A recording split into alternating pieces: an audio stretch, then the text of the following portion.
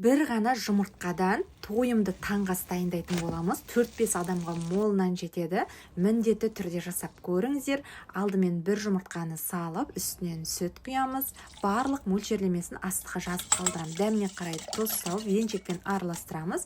Електен өткізілген ұн және разрыхлитель саламыз.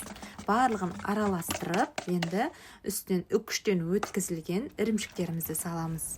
Тағы да араластырамыз. Ешқандай уақытыңызды да алмайды, өте оңай. Алдын ала қыздырып қойған табамызға сары май немесе сүт майымызды құйып, қызғаннан кейін үстінен осы массамызды құямыз да лопатамен тегістейтін боламыз бетін. Бетін тегістеп, қақпағын жауып, баяу отта бір 5-6 минуттай пісіретін боламыз.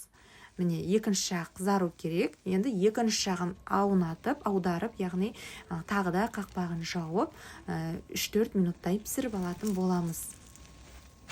Біздің таңғы асымыз өте керемет дәмді болып шығады. Құрамында ірімшік болғаннан кейін енді өте дәмді болып шығады. Бұны енді еріншек, хачапури деп айтсақ та болады. Міндетті түрде жасап көріңіздер.